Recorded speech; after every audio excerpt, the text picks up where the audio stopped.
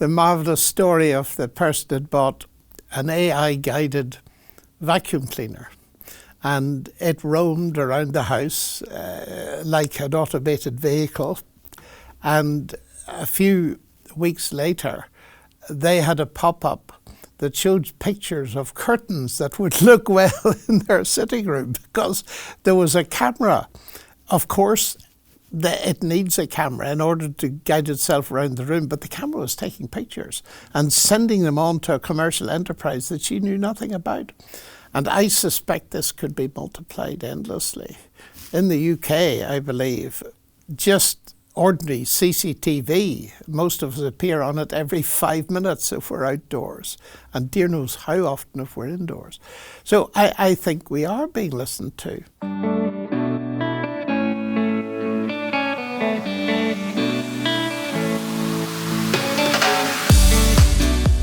Welcome to Practical Wisdom. My name is Samuel Marusca, and today we're going to be talking about artificial intelligence. I'm delighted to be joined by Professor John Lennox today. Hello and welcome to Practical Wisdom. Thank you very much. Delighted to be with you. John Lennox is a professor of mathematics and the philosophy of science, emeritus professor at Oxford University. He's a renowned author. He's written numerous books and they've been published in several languages. He wrote Can Science Explain Everything?, a bestseller, God's Undertaker, Has Science Buried God? And now a very recent one, A Good Return. And he's also debated many atheists, including Richard Dawkins and famously Christopher Hitchens. John, I'd like to start with artificial intelligence. And first of all, I'd like to start with the definition of AI. What is, in your opinion, artificial intelligence? Because the wording seems to be very confusing. It seems to be that there's a lot of artificial, but probably not as much intelligence going on. And also, what is your understanding of weak or narrow AI and general AI? Well, let's start with the basic definition. There's a marvelous paper that was written many years ago by one of the pioneers of AI who rejoices in the name of Joseph McCrae Mellichamp. And he wrote a paper entitled The Artificial in Artificial Intelligence is Real. In other words, the word artificial needs to be taken seriously. This is not real intelligence. It simulates intelligence. So let's separate between the two main sorts of AI, that is narrow AI and general AI.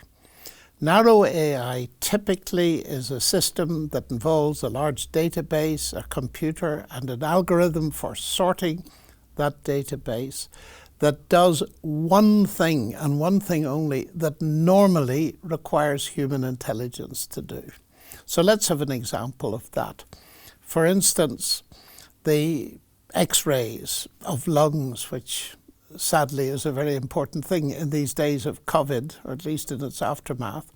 So imagine a database consisting of, say, 1 million X-ray photographs of people's diseased lungs. They are labelled by experts on lung disease around the world. That's the database. And then an X-ray is taken of my lungs, and the algorithm compares that picture with the million others very rapidly, and it then outputs a diagnosis. Now, at the present state of play, that diagnosis will probably be better in most cases than I would get at my local hospital, even here in Oxford. So that is a typical example of narrow AI, and there are many other examples which we can come to later. Artificial general intelligence, on the other hand, this is where a lot of hype and science fiction enters the scene. That's the idea of creating, as the name suggests, or simulating more accurately, everything that normally requires human intelligence, only doing it much quicker and much faster and more efficiently. So we're getting now into the realms of the concept of a super intelligence. And research is proceeding in two directions. Firstly, enhancing existing human intelligence by means of cybernetic implants, by the use of drugs, by genetic engineering. All sorts of possibilities have been suggested, and some of them have been attempted. The other line of research is starting from scratch with some inorganic base, because one of the arguments is that the problem with human intelligence is it's carried by an organic vehicle, and that degenerates and eventually dies. So why don't we start with an inorganic base like silicon or something like this and build up the artificial intelligence from scratch? Now, a number of huge issues come here because we're nowhere near that. And we need to realize, and this to my mind is utterly fundamental, that in human beings, intelligence is coupled with consciousness. Now, the leaders in AI research, people like Peter Norvig, who writes the basic Bible, if you like to put it that way, on AI, essentially says that he has given up, and this is really in line with what Alan Turing long ago suggested, given up the idea of producing artificial consciousness, whatever that would mean, and simply doing the simulation so that AI is disconnected from consciousness. So what the people looking to create some kind of artificial general intelligence are mostly content to do is to produce a simulation, but not an actually conscious machine or being or whatever it is.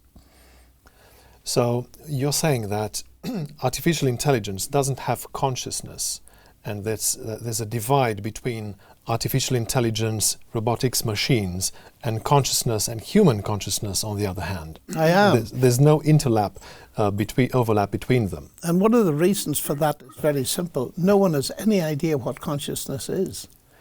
That's actually true. It's very, very difficult to define. It's impossible to define. It's like it's something fundamental in the universe, and we've no idea how even to start.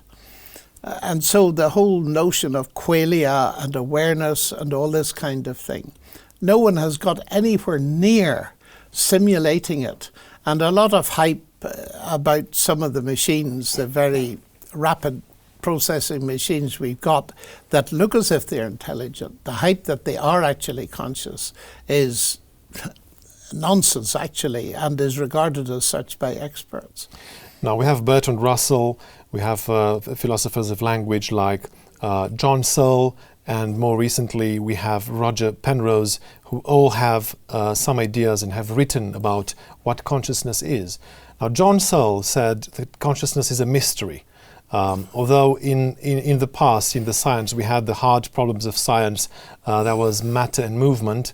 Nowadays, it seems that consciousness is becoming a bit of a problem for scientists to explain, but no one really understands what it is. So Roger Penrose said he's explaining consciousness from a quantum mechanics perspective, which is a very interesting one. And he's saying if we want to know what it is, first we need to understand how we can switch it off and how we can switch it back on again. Whereas John Searle, on the other hand, is looking at it philosophically. And he argued, and this just goes back to your point on machine consciousness and the fact that machines can't think. He devised this Chinese room argument. What is the Chinese room argument? And do you agree with John Searle's interpretation and take of weak AI? Well, John Searle is very interesting, and of course Roger Penrose is as well. It may be that consciousness involves quantum mechanical aspects we just do not know.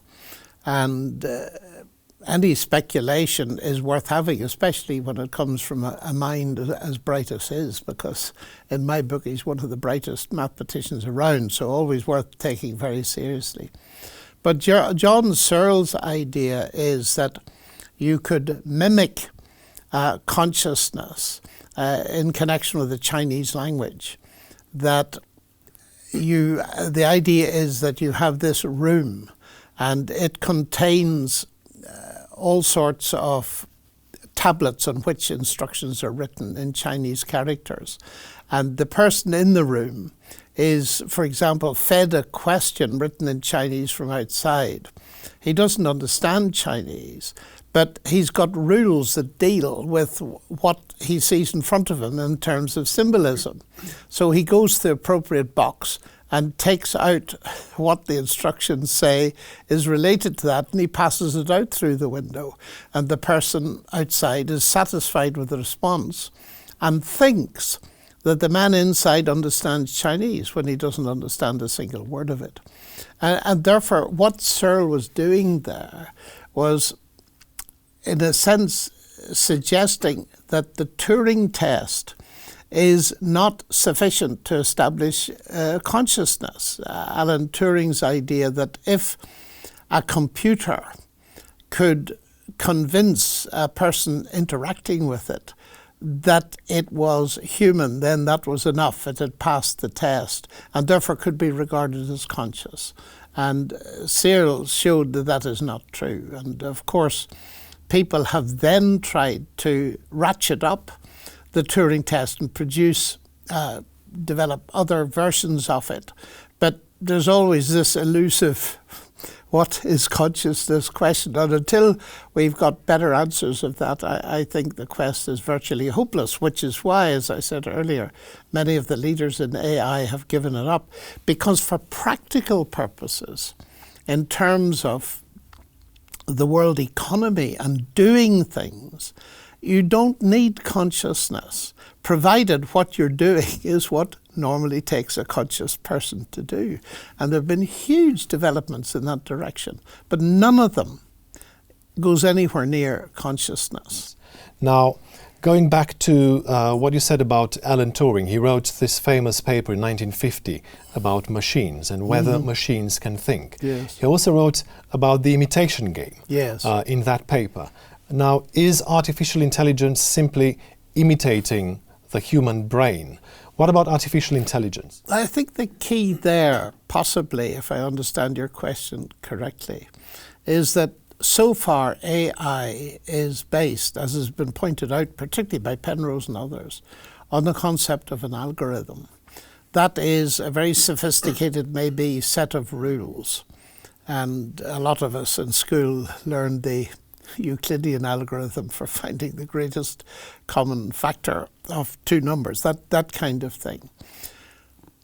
Penrose, I think, and I find his argument persuasive, says that there are things that the human brain or mind can do, and that's another debate within this. Is the brain the same as the mind? Can do things that are not algorithmic. And therefore, if that's the case, then algorithms, although they do a great deal and have produced what you mentioned, Chatbot 4 now, very powerfully and impressively, but algorithms will not solve this fundamental problems because our minds can work non-algorithmically. And the kind of thing that Penrose refers to, and I would as a mathematician, are the results that Kurt Gödel brilliantly showed, that those kind of things will not lend themselves to an algorithmic approach. And mathematicians, of course, are massively impressed by Gödel's work. And so it seems to me if you bring that to bear, you are doing something other. And of course, there are experts in computer science that will tell you straight that the computers with their algorithms and their AI systems work nothing like a human being's mind works or brain works. So that we're doing something that would normally take human intelligence to do, but we're not doing it in the same way as human intelligence would do it. And I think this is fairly generally accepted.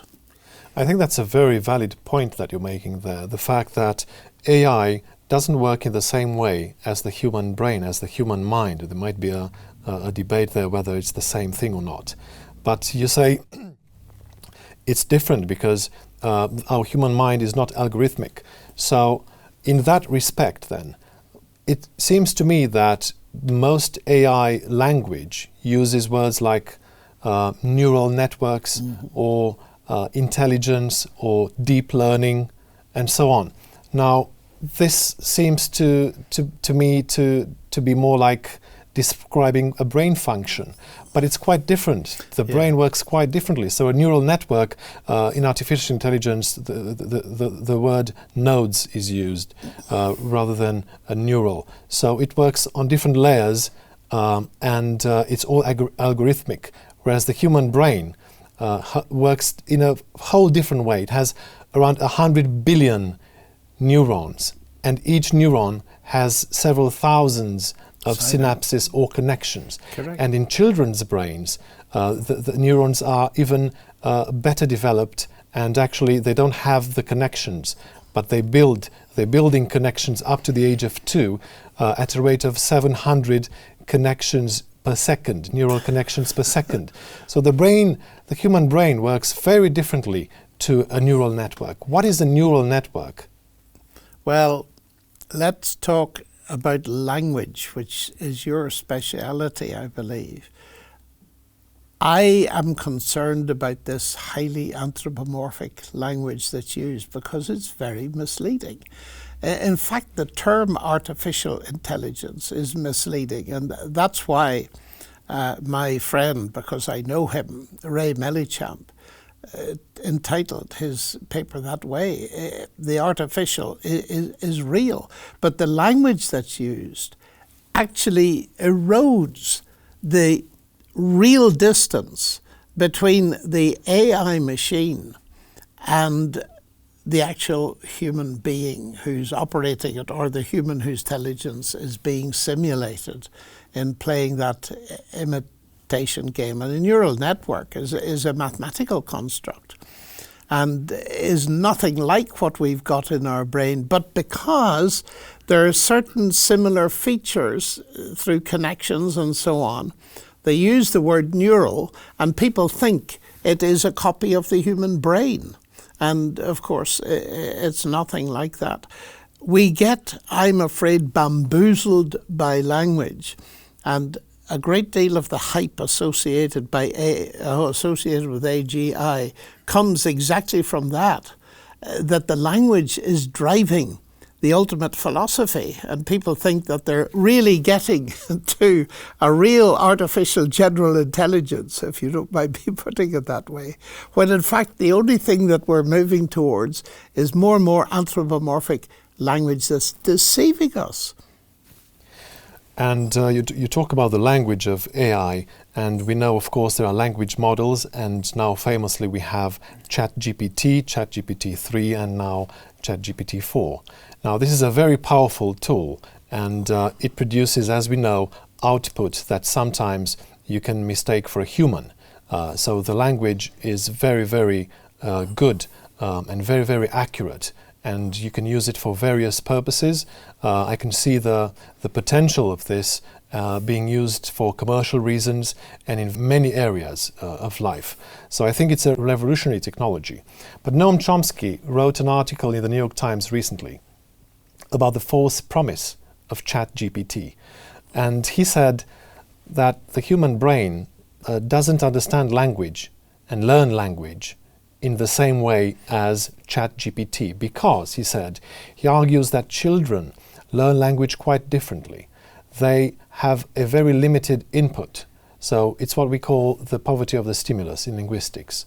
So very, very limited data, very limited language that goes into the mind of a 2-year-old.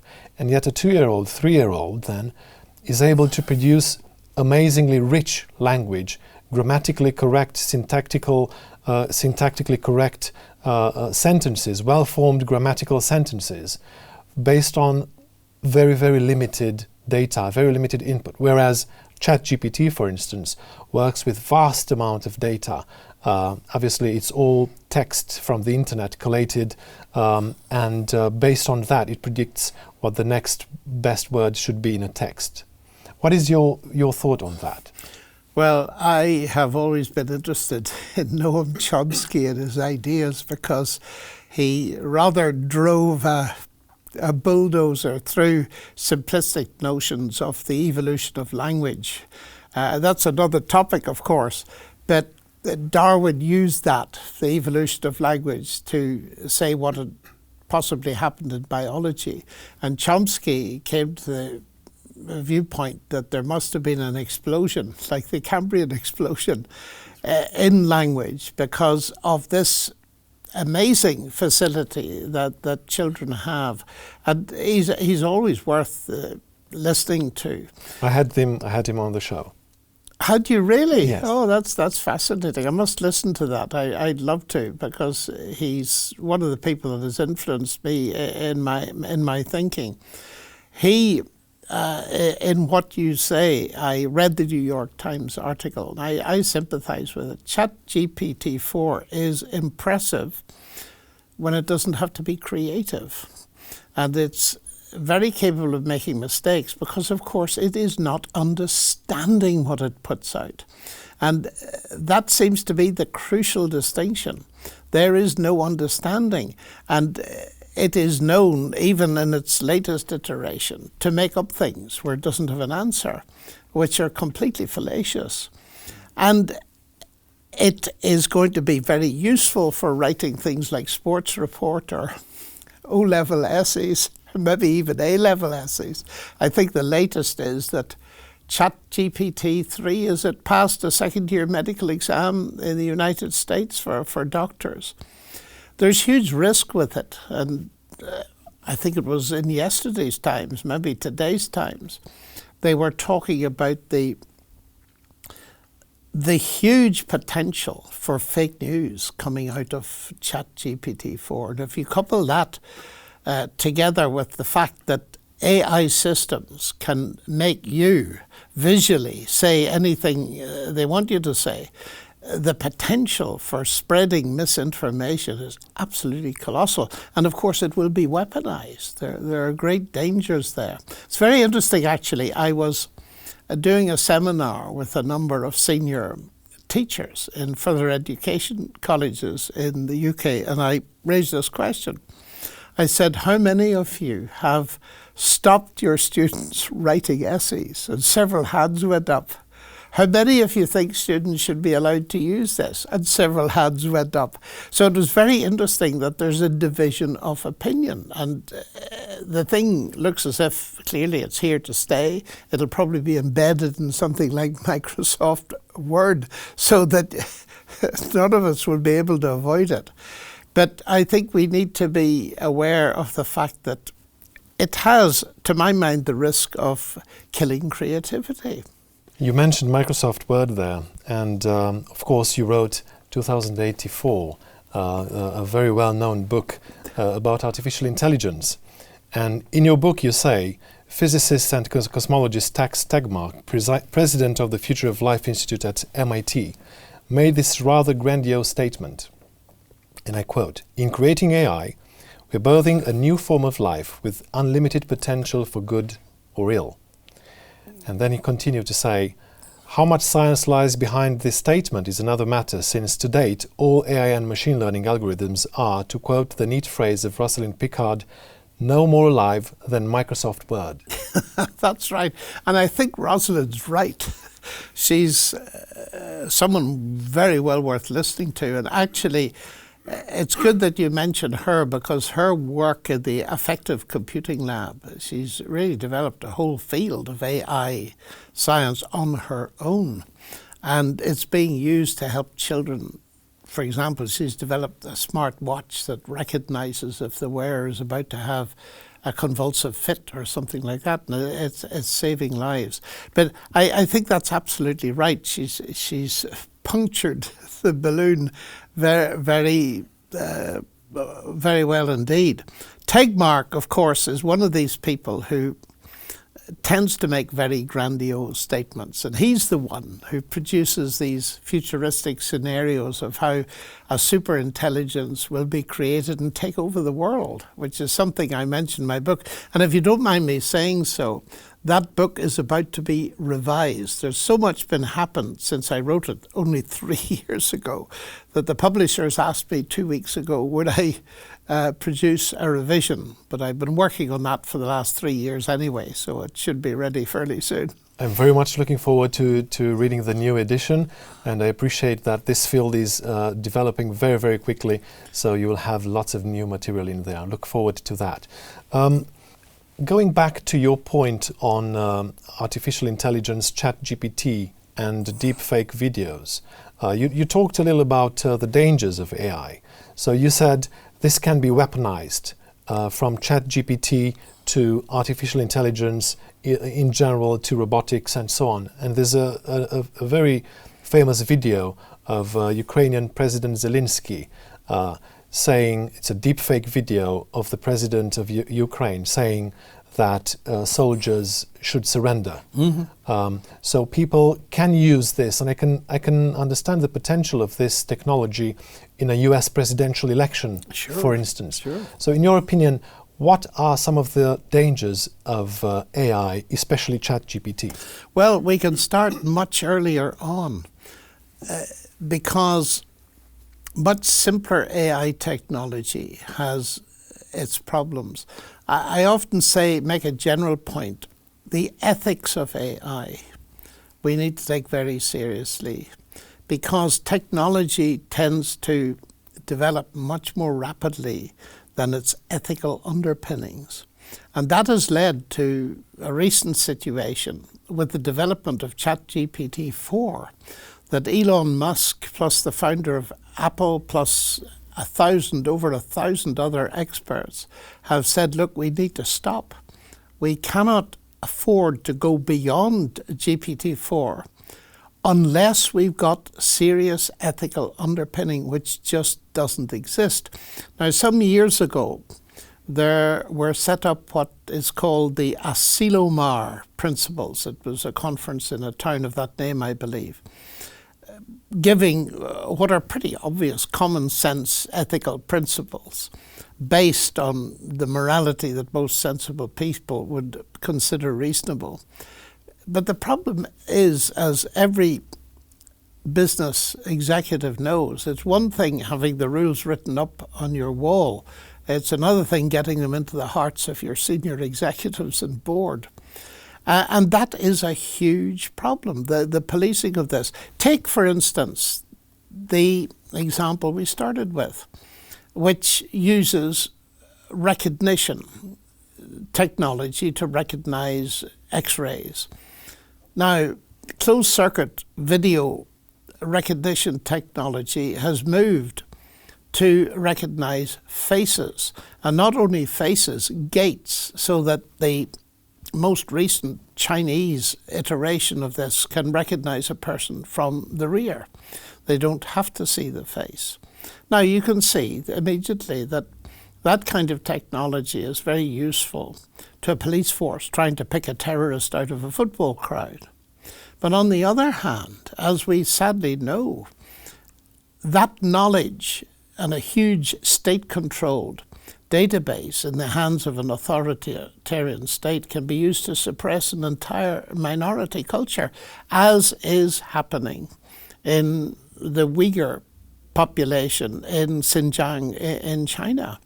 And that is terrifying because people who've written seriously about that particular case point out quite correctly that all this technology is available in this country, for example, and the police would love to have it and realize it can be used for control. The only difference, as has been pointed out by one of the lead writers on this topic, is that it is not yet, with emphasis on the word yet, under the control of a central authority in the West, but at least it could become so. So that doesn't bode well for the future, sadly. So simple technology, well, it's simple now. It wasn't simple when it first developed. That facial recognition technology is ubiquitous around the world and leads to all kinds of things, like the social credit system in China or the social credit system in the West. And now there are very different views of exactly how far the Chinese have got with this, but it's quite clear that people are finding that their social credit points can be gained or lost according to their behaviour as observed on facial recognition cameras and so on. And then they begin to bite. They cannot eat at their favourite restaurant or get flights on a plane. They may even lose a job, etc., etc., etc. So that the risk element and violations of human rights are on the increase. And the key problem for any technology like this is it's like a knife. A sharp knife can be used for surgery or it can be used for murder. Now, what is offered to many people is, look, if you surrender your privacy, we can protect you. So how much privacy do you surrender to these systems in order to have the protection that you are at least offered? Whether it will happen or not, I don't know. And that's one of the debates that is very much on the rise around the world. And I think it's partly behind the cry, look, we've got to stop this development until we see where it's going, unless they know something, these experts, that we don't yet know. I think you raised a very significant point there on freedom and privacy. Now, we seem to have this blind faith in AI and technology. We sometimes trust AI blindly, and we know that privacy is a major issue in AI. In ChatGPT 4, for instance, and 3, ChatGPT has been banned in Italy because of data privacy issue, and also there's some talk at the moment to ban ChatGPT in Germany as well, for those specific reasons. And in your book, in 2084, you say, one of the major Orwellian aspects of AI is that certain forms of it present a serious threat to individual and corporate privacy. AI tracker programs are geared to harvesting as much data as possible that you generate about yourself, your lifestyle, habits, where you go, what you buy, people you communicate with, books you read, jobs you do, political and social activities, your personal opinions, and a list that is being added to all the time. Now, when we go online, for instance, many times we're going to be asked to accept some terms and conditions and just click that we've read those before we're able to access a page. The question is, do we know what we consent to? Absolutely not. Most of us don't read because we haven't time to. We want the information. So is it manufactured consent then? Oh, well, that's right. And this is another can of worms, actually, that you're opening, raising this, because we readily agree to wearing a tracker. Most of us, myself included, I've got a smartphone. I find it extremely useful. But it is recording where I am. It may even be recording all that I say. And not only that, there's what has been deemed surveillance capitalism by Shoshana Zuboff, another MIT expert, making the point that take the simple thing of purchasing a book, which I did 2 nights ago on Amazon. Very convenient. I've got the book already, which is super. But I know that within a couple of days, a pop-up will appear saying, people who bought that book are interested in this book. That information about me is harvested. But what most of us don't realize is it's being sold to third parties without our permission and without our knowledge. And this is a huge problem. And it's a problem at many levels, what we do not know. In fact, I understand that one of the reasons that Musk and his colleagues are calling for a halt to development beyond GPT-4 is that the people designing and inventing and pioneering these systems cannot really understand what they're doing. That there's a danger of losing control. There's a marvelous, I think it's an essay by a mathematician who said, if you look at the story of creation, one of the interesting things about it is, and this is the way she puts it, that God lost control of his creations and the world's in such a mess because of that. And we're in danger of not learning the lesson of Genesis and doing exactly the same thing and losing control of our AI creations. I think she's got a very real point. So I think we've all experienced this. Sometimes people go online or they have a conversation privately. So I had a conversation, for instance, about France and trips to France. And then the next thing I do, I pick up my phone and I open social media and I get ads to hotels in France. Yes. Are we being listened to? Well, I suspect we are. The marvelous story of the person that bought an AI-guided vacuum cleaner, and it roamed around the house like an automated vehicle. And a few weeks later, they had a pop-up that showed pictures of curtains that would look well in their sitting room because there was a camera. Of course, it needs a camera in order to guide itself around the room, but the camera was taking pictures and sending them on to a commercial enterprise that she knew nothing about. And I suspect this could be multiplied endlessly. In the UK, I believe, just ordinary CCTV, most of us appear on it every 5 minutes if we're outdoors, and dear knows how often if we're indoors. So I think we are being listened to. And if you take the situation among the Uyghurs, where it's ratcheted up to the nth degree, that is oppressive and it's very dangerous, and it could happen here. It depends on the morality and the ethical norms that the controlling powers have.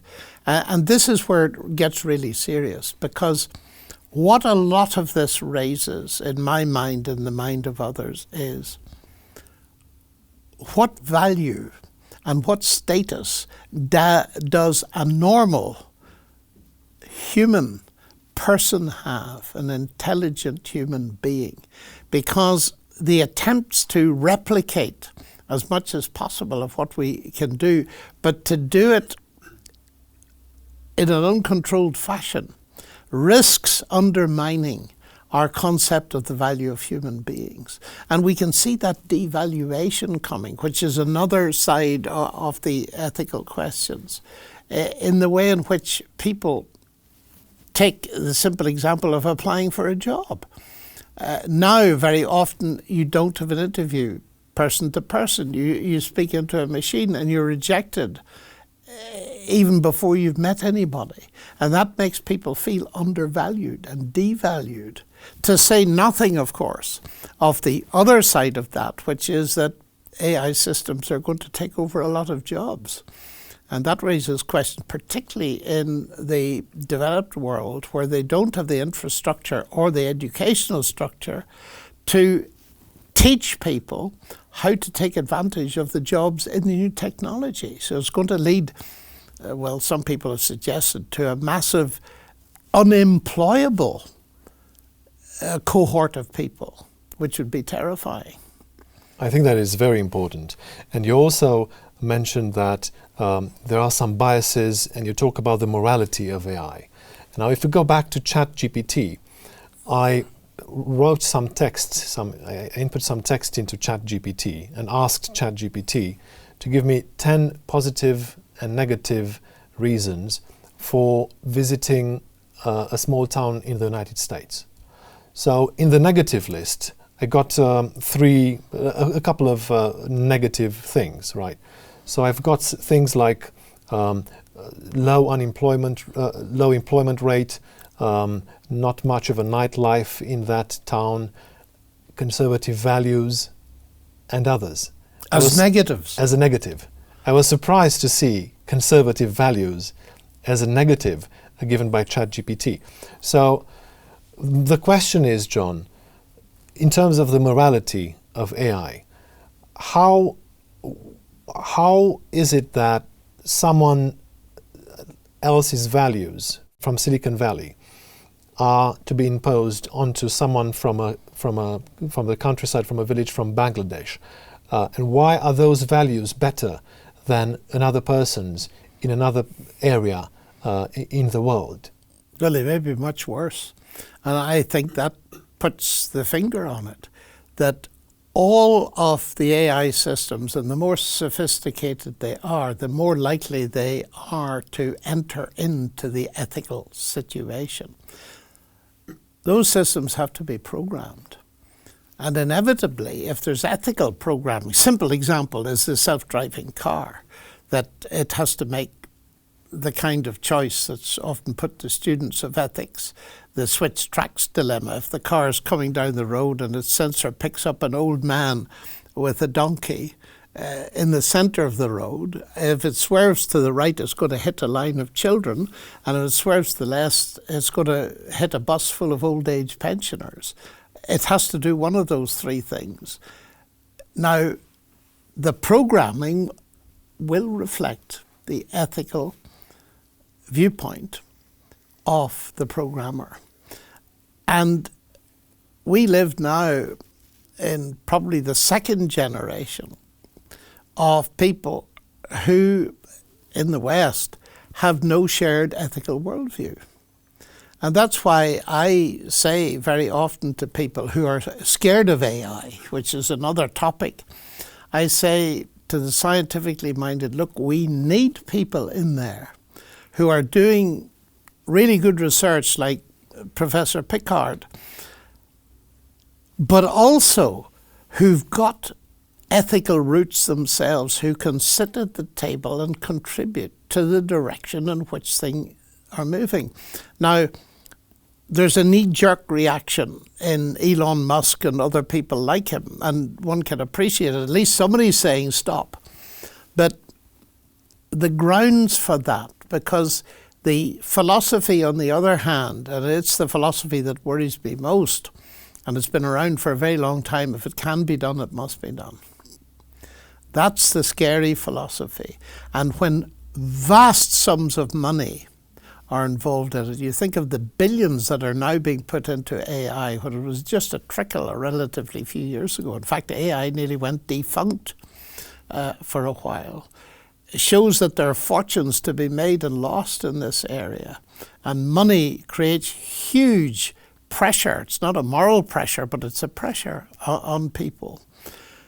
So we could be in for a pretty scary time, actually. So there are things to fear, which is one of the reasons why in my book I took the risk of opening up the Christian perspective in all of this, to see actually, do we have anything that indicates where we should go in this?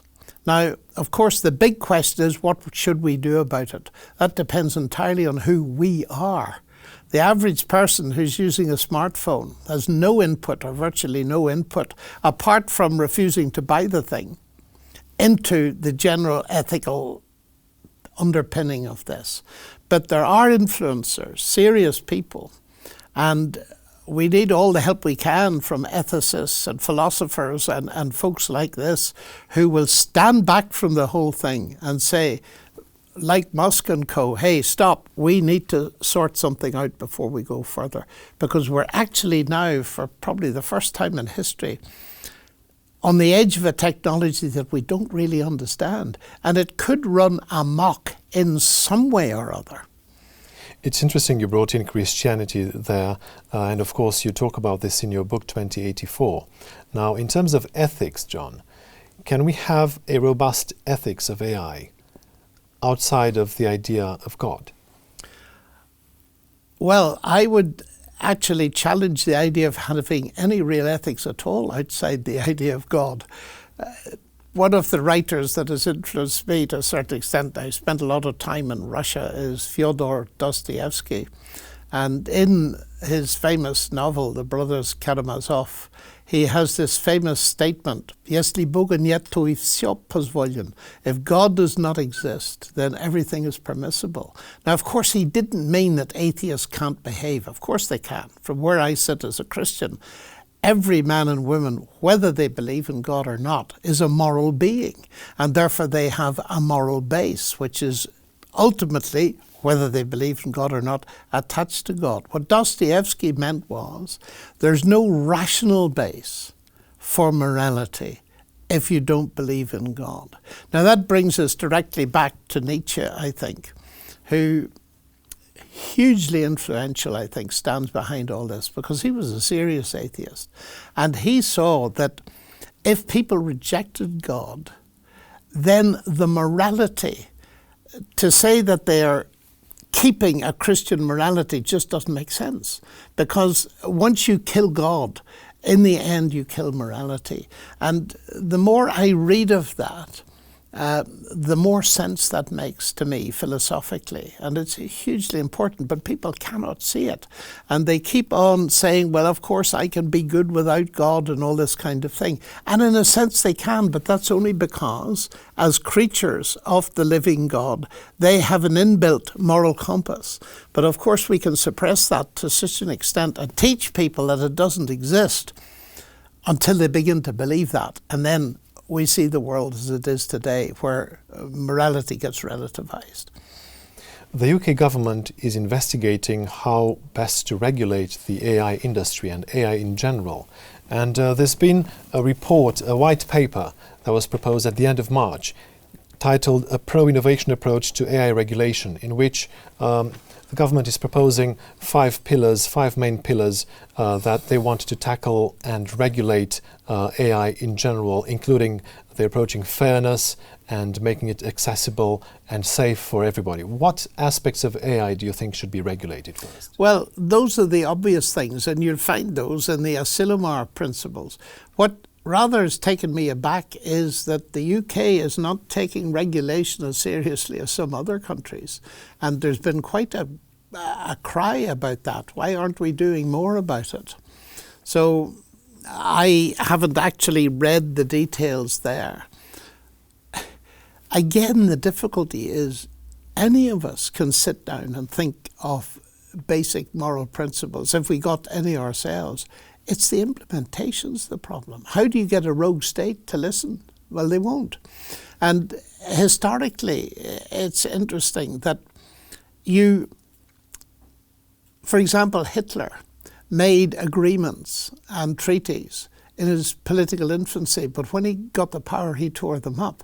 And the problem, in a nutshell, is one of the reasons I did a degree in bioethics, was to try to get down to the fundamental question. And I discovered in all areas, in law, in business, in medicine, etc., the question nobody wants to answer is, who said so? The question of a child at school, who said so, miss? That is the key question. Whose authority? And of course, the kind of utilitarian ethic that is trumpeted today by people like Peter Singer in Australia and so on is brilliant if you've got equal centres of power. Because if you have got to, for example, divide ice cream among 20 children who are equal centres of power, you'd better do it equally or you'll be in trouble. But if you come up to Hitler and say, well, you ought to do that, and you say, well, what will you do if I don't? He's got all the power. And that is the problem. If one centre of power has it all in their hands, where will you get the oughtness from? And as David Hume, much as I disagree with him on so many things, long ago said, you cannot get an oughtness from an isness. And that is the problem, I think, philosophically, that many people are facing, though they don't realize it.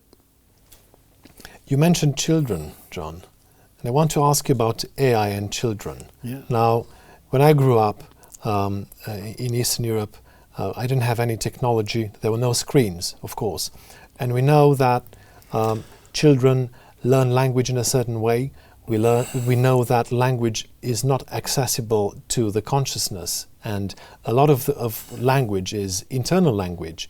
So what goes on in our mind is not accessible to the consciousness. So when I choose to say one sentence and not another, I do this unconsciously. And also, when I lift my finger, linguists and neuroscientists will say that we actually do it unconsciously first, and we only become conscious of the movement after we have performed the action. And Leibott's experiment. Indeed, and Sam Harris picks up on this and actually he says actually there's no free will. This is a demonstration proof that we have no free will, although I disagree with that. So we don't know quite yet what happens in children's mind and how AI affects and impacts on children. And we've been using AI for a while now, and Google, YouTube suggestions, all of these algorithms, all of these suggestions and prompts that we get guide us in a certain direction. And if you're not careful enough, you may be tempted and guided to think and choose some things that you may not have chosen in the first place. So how do you think AI will impact children development and education, especially in early years, going forward? I fear, because even without AI, what I have lived to see, and I grew up like you in a world here in the West where there were no screens, and we didn't have a television for a very long time, so I've grown up to live with this. What I fear is that our children at the moment, and it's highly controversial, but are being taught stuff about their nature as human beings and their sexuality that I feel is explosively dangerous and is confusing them. So long before you get to AI. Now, I would have a little question there as to whether this stuff that's being pushed at them is actually written by chatbot 4 or something like that. Where is this coming from? Because there seems to be almost of undermining the concept of humanity that I would find acceptable. In other words, the concept of human beings that has been dominant in Europe for centuries, but of course has been set aside. And going back to your earlier point, the European Constitution doesn't even mention God. And I think that worries me. And I can't say much more about that, but I think there's one other element that we possibly need to discuss, if you don't mind, and that is the whole question, the transhumanist agenda. You see, that will start with children. How can we modify children? And here Harari is very influential. Yuval Noah Harari. And that concerns me greatly because it's so age-old. His second book, Homo Deus, the man who is God, that's a very ancient idea. And we see it throughout history, right up into modern times in Eastern Europe with Albania, for example. The leader claiming essentially to be God and having hymns sung to him. And we get that megalomania, self-deification, right through the ancient world and up through history. And now we get Harari bringing all this technology in and saying, well, what we're going to do in the 21st century is solve two major problems. One, the problem of physical death, which is just a technical problem, so it has a technical solution. And secondly, to enhance human happiness. Now, that's the transhumanist going beyond the human. And keeping with your question about children, what concerns me is, when are people going to start? For example, these operations to change a person's gender are becoming younger and younger. And this kind of genetic engineering is reaching further and further into what it means to be a human being. Now, to cut a long story short, when people come to me and tell me about this transhuman agenda and how exciting it is, we're going to solve the problem of physical death, that we're going to enhance human happiness by bioengineering, genetic engineering, drugs, everything else, I simply look at them and say, you're too late. And they say, of course we're not too late. We haven't got there yet. Oh, I said, you're far too late. the problem of physical death was solved 20 centuries ago when Christ rose from the dead. Now that's a big shock to the system, because I bring the supernatural in, because I believe it to be true, even as a scientist, that Christ's resurrection changes the whole game. And secondly, the whole question of people's fear of dying out. They want some eternity built in. They'll even have their brains frozen in a cryogenic storehouse or something like this. I say, but look, the thing that you've missed in all of this is that Christ offers to people that trust him. He offers the most impressive uploading you'll ever come across, and that is the resurrection when he returns. Now, I discover when I say that to people, they say I believe something. But it's hugely important, because my attitude to all these futuristic scenarios is to say to people, great, if you're prepared to think about those, then why won't you think of a scenario that's much older than any of them and has got a huge additional credibility because it's backed up by two major things, history and human experience. Let me tell you about it. And that is the fundamental Christian message. And at the heart of it, and this to my mind is hugely important, a little child is made in the image of God. And why is humanity 101 so unique? Well, I would want to say that it's unique because God became human. Human beings are of such nature, let me put it this way, that God can become one. I find very few people have reflected on the absolute staggering nature of that claim. Of course, it's either true or it's false, but I believe there's evidence to support that it's true. And that colours my whole attitude to the field of artificial intelligence, in particular to AGI. I really think in all of this debate about artificial intelligence, we need to rediscover what makes us human, our humanity. Exactly. John, thank you very much for your time. It's been a pleasure. My pleasure. Thank you. I very much hope that you've enjoyed this discussion. It's been very stimulating for me, and I hope it's been stimulating for you. And so therefore, I would encourage you to check on future podcasts and follow them, because you can be absolutely sure they'll be dealing in a serious way with the major issues that we all need to know about as we face the coming years.